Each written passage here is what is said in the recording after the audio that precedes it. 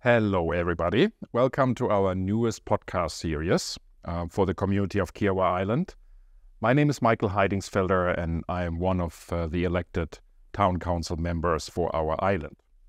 In today's session, we want to give you the opportunity to meet the key person, I would say, behind the scenes of the town, who manages staff and works tirelessly for the town council these days, Stephanie Tillerson, our town administrator. Yeah. Stephanie, thank you for being here today and spending time with me. I'm excited to talk to you a little bit about yourself and your background and you know, how are these inner works of the town, managed so that our community get a little bit of a better idea of who are you and how you helping us to be a professional town. Yeah, sure.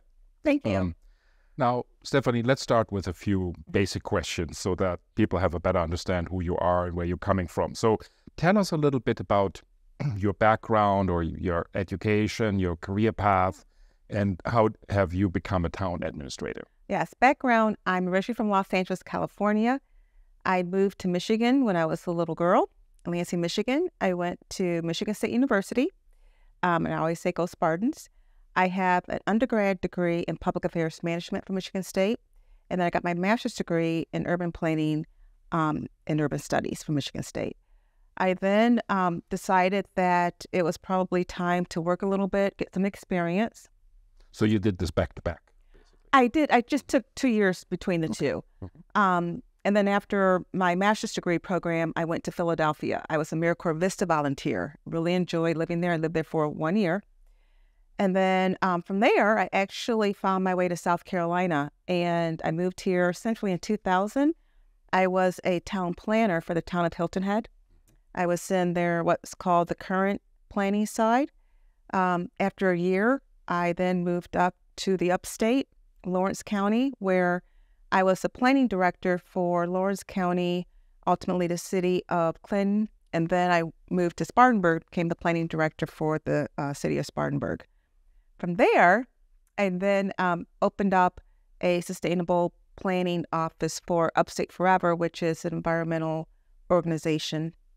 I had a great career opportunity with them, but I'm kind of shuffling kind of my timeline around because after, in between leaving the city of Clinton and going up to Spartanburg, I was with Upstate Forever. Then I went to the city of Spartanburg to be their planning director.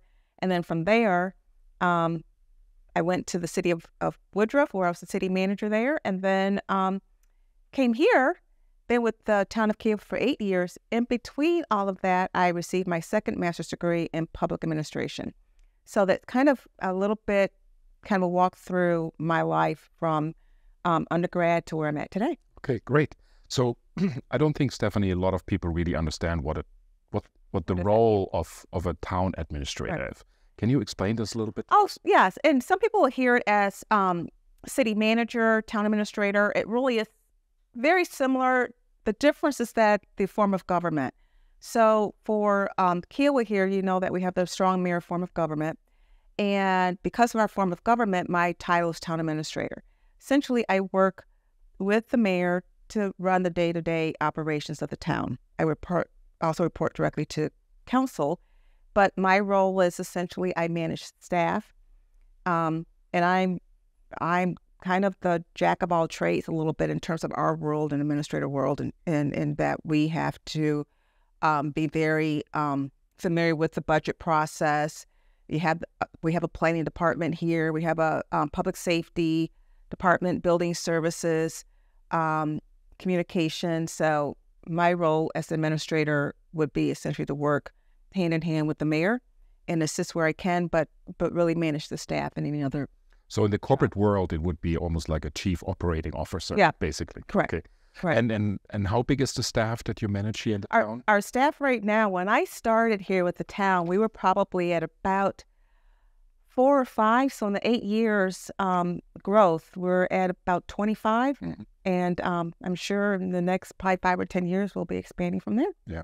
But also because the town took over so many responsibilities. So we've taken over responsibilities, but also, the community you see the growth in the community, over the last probably 8 years. But yeah, I think that we've brought a lot of the responsibilities in-house. So when I started, we had Safe Built that did our building services. We used Charleston County Planning Department that did our planning services. Of course, we still have, the Sheriff's Office in terms of providing our public safety needs. So we didn't have a public works department. Our planning staff, has grown. So it's just over the years, just with the demand and the growth of the island, and the town, really becoming a much more professional. As we like to say, the town is growing up from when we were incorporated in the 80s. So that's the reason. So I'm sure you're familiar. A lot of people on Kiowa saying that we are very special, right? This is a special island, and we are not comparable to others. Now, you worked for so many other municipalities. How would you explain, why the town of Kiowa Island is so different? Yeah, I think the easiest way to explain it, if somebody kind of like your 5-minute elevator pitch would be, and I hate to use this, but clearly it's the Maze of Keys. And the uniqueness of Kiowa is that we're a very contained community compared to other larger jurisdictions.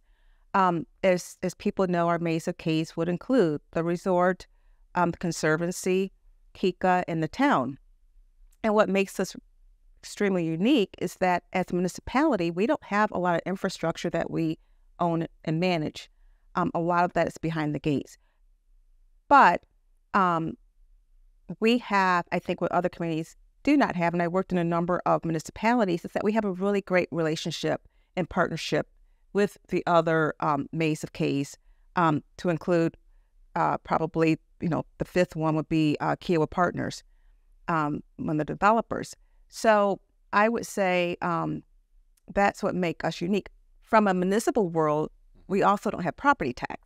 So a lot of municipalities, from a budget standpoint, you rely heavily on your property tax. We don't have that, so we have to be very mindful. We're very much economy-driven, construction-driven in terms of our budget. So I think that's just that's what makes us unique, is just the partnerships and the fact that while we kind of always joke around about the Maze of Keys, we really do kind of work well together and help this community. Now, Stephanie, you have been the town administrator now for 8 years, more or less. Yes. So what do you think were the biggest changes that you have seen in the community over those 8 years? When you started, you were saying the town itself was very little, and now has grown and become more mature and as a municipality, as an organization. But overall, also including, what happens on the island overall, what do you think what have you seen as the biggest changes? So obviously the growth, the developments you mentioned. We've had, when I came here, we didn't have ocean parks. It's just the development, West Beach, obviously the conference center, the check-in. So just seeing the growth that has taken place over the 8 years has been amazing. It's been great to watch. As a town here, and I think as staff and as council, the idea of trying to figure out how to manage that growth in an effective way, one that protects the character of Kiowa, the wildlife that we have. But also, I think the other change that I've seen as well, not necessarily on Kiowa, but the growth of Johns Island, which would impact Kiowa, which will impact the beach. We've seen, just when I first moved here, you can go on the beach and really not see a lot of people. And just this past holiday season, we received a few calls from property owners who are just saying they're amazed at seeing how the beach has essentially feel like it's just overcrowded. So I think, in the last 8 years, besides kind of the obvious stuff with regards to staffing growth, just seeing the growth of the influx of more residents here. I think also more visitors through our short-term rental program. So it's just kind of the Kiowa is growing. Okay. So Stephanie, also help me. I mean, I'm in this role now for a year, and I'm always so happy that the audience is packed when we have meetings, right? I mean, this week we we had a meeting that was so packed that people had to stand. And I really appreciate this involvement of community members. But how was that 8 years ago? So 8 years ago, I would say that council probably talked to an empty room. They did, not probably, it was an empty room. We had maybe 2 or 3 of our favorite residents that came to the meeting that we got a chance to know, but there just wasn't a lot of involvement. I'm not saying that people did not follow council meetings or was aware of what was going on. There just was not much involvement or lack of involvement. Now, because of kind of the things that you're doing with regards to communication in previous councils, we're working on pushing that message out through our live streaming. So while we may not have kind of, as I said, the butts in the seats, we do have hopefully people that may not be here full time. They may be traveling, still have an opportunity to learn what's going on just through our live streaming and just other efforts that we do through pushing stuff out. But yeah, I would say that our last meeting, it was great. Having kind of a standing room audience. It's not that way every meeting, and that's okay, but it's nice to see that more and more people are getting involved in what's going on. Paying attention and getting involved. That's right? Correct.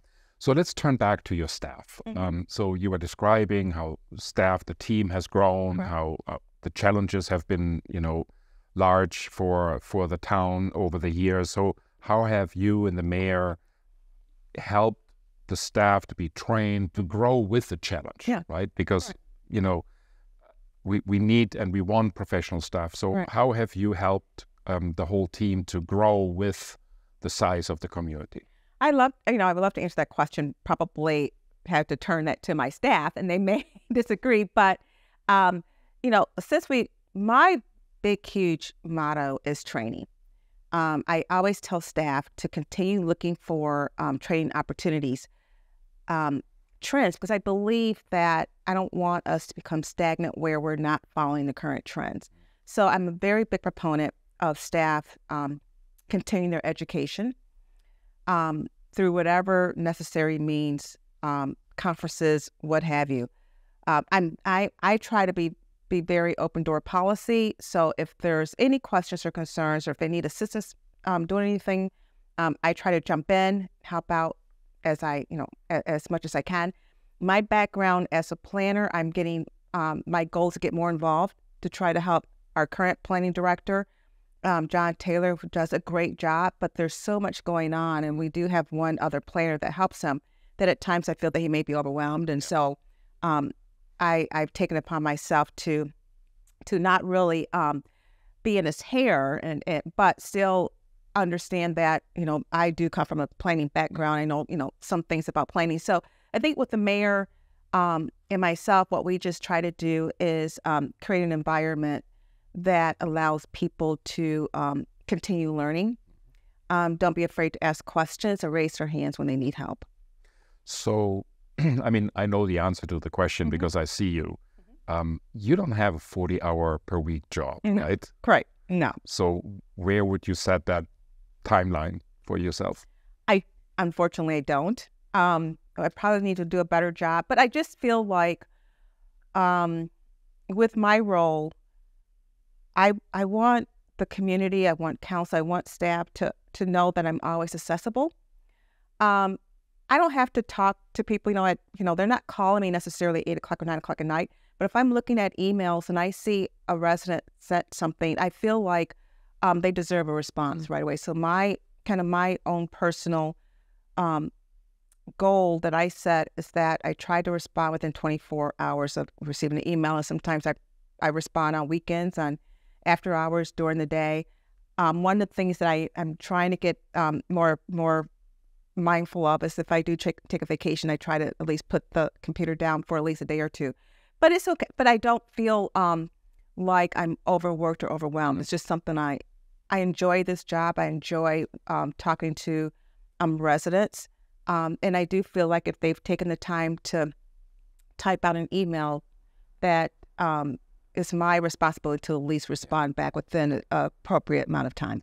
And I can confirm. I've worked with a lot of different professionals in my career, but you really in that category of being extremely responsive, very mindful, and always there to help. So thank you for that. Thank you. So let's look a little bit to the past. So when you go through your last 8 years, what do you think were the largest accomplishments of the town? This beautiful building that we're sitting in, of course, is a big accomplishment of the town. It was in the works before I started, and luckily when I came on board, I was part of completion of this project. There is, the sea fields, the municipal NUSC potentially having a hospital come, and I know that's also been in the works for a long time. So to see that finally happening is great. Looking at all of the great projects that the resort has accomplished and have done. So I think, Andal West, while it is not part of the town, it's going to be a great addition to the town. Andal Inn. People may think the Andal Inn, which is in the town limits of Kiowa, has been here for a while, and it hasn't. It's been like the last 10 years.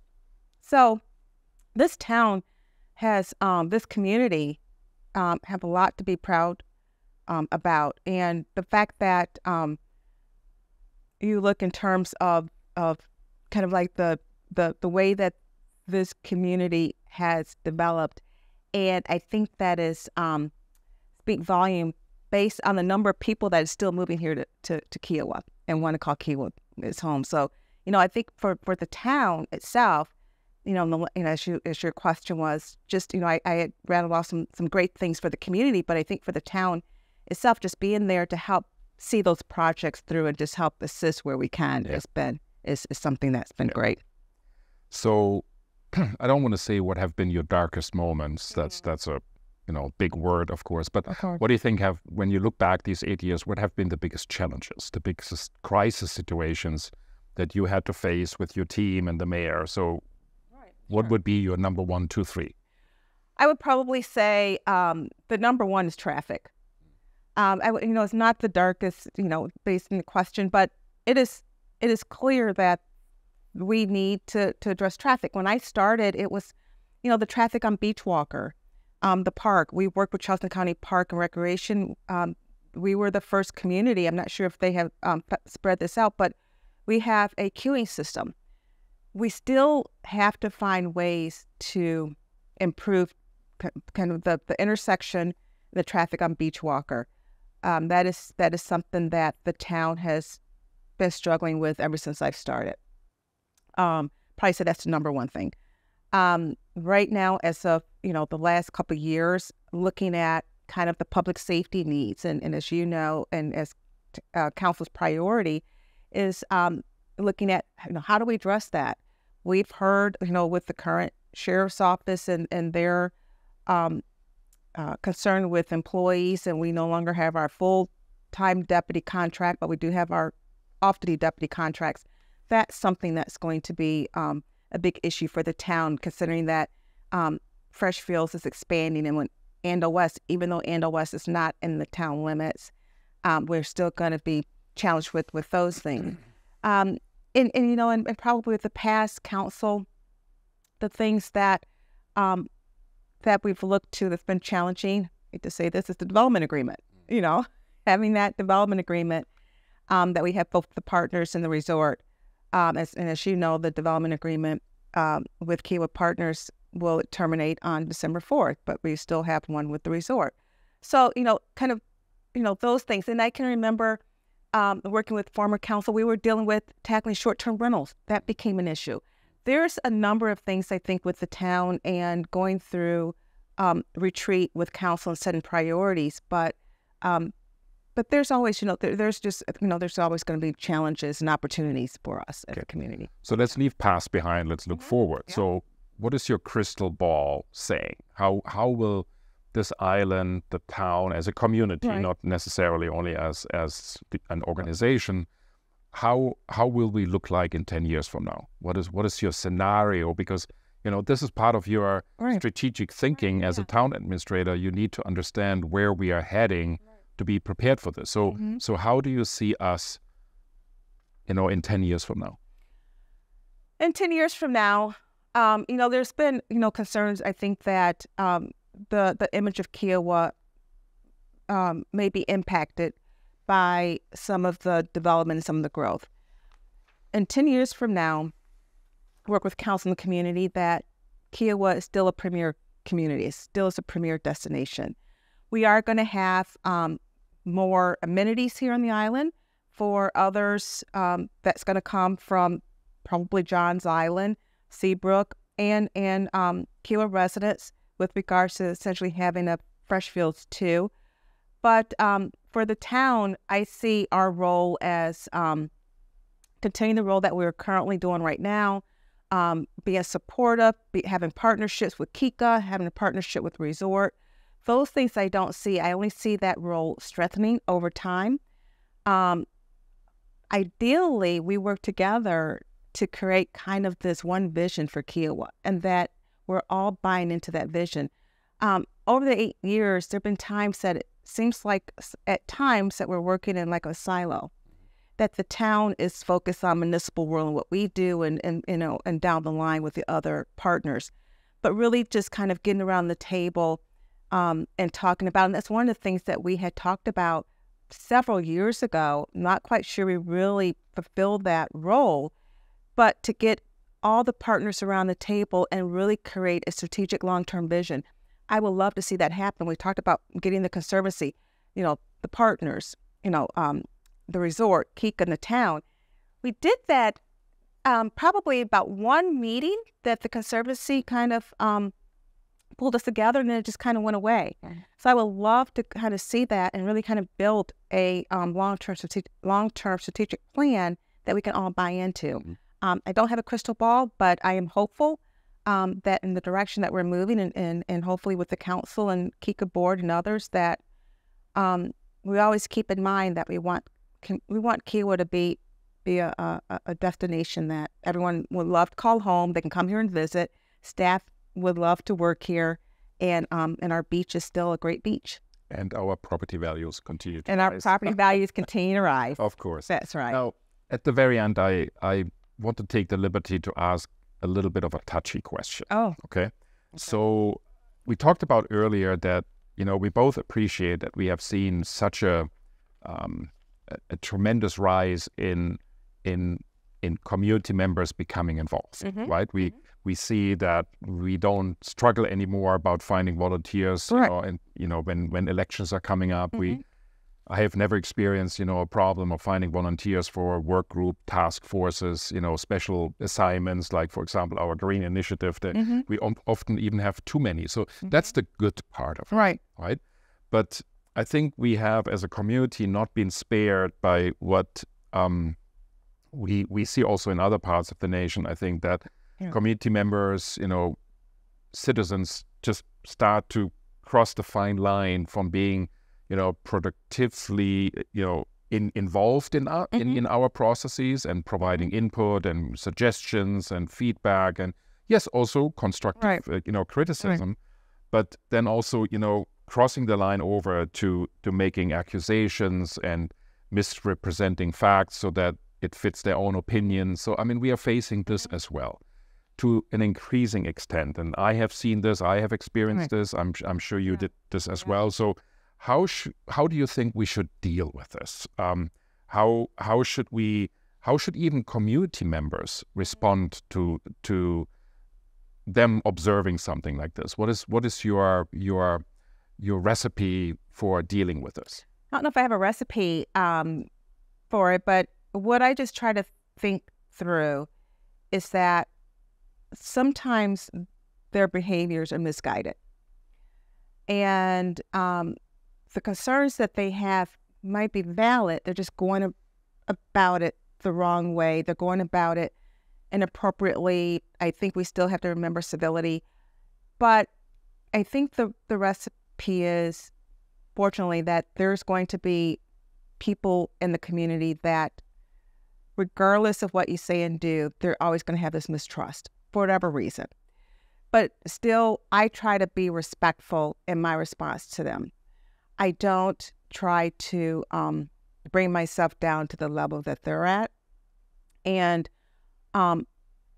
I know it can be very frustrating for some to listen to that day in and day out. But I just think that the recipe as well, I think for the town and what I'm going to work on with communication is that if we can somehow, which we're doing a great job with communication, I think we've come a long way from where I started, but if we can be a little bit more, continue to be a little bit more proactive, think through how we communicate, what we communicate, try to simmer down some of this mistrust that people have, and maybe try to bring a little bit even more transparency.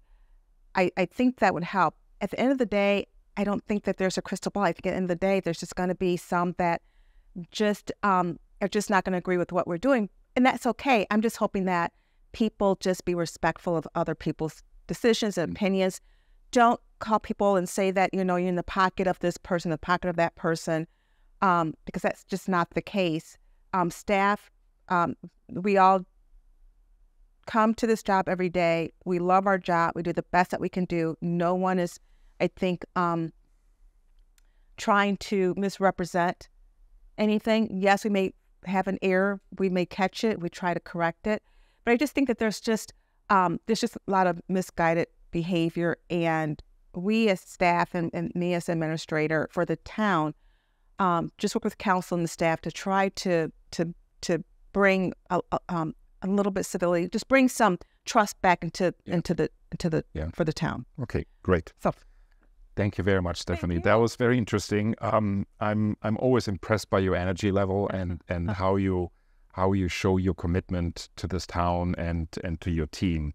So that was great. Thank you very much. I'm certain that the community appreciates all your hard work and the hard work of your team. And I'm sure a lot of people will be happy to know now a little bit more about you than before. Thank you, Stephanie, for your time. Thank you. And as an ending, I always encourage the community to give me a call, email me, come and visit. I'm always here to talk and answer questions. That's true. Thank you. All right. This was another podcast in our series for bringing hopefully interesting topics, stories, and people to your attention that are relevant and important for our island. So we have a great number of new podcasts in the works, so please stay tuned, watch out for our announcement on the website and in our e-newsletter, and stay tuned for what's coming. I'm sure you will be interested to listen. So thank you very much for tuning in and enjoy the beautiful day on our island.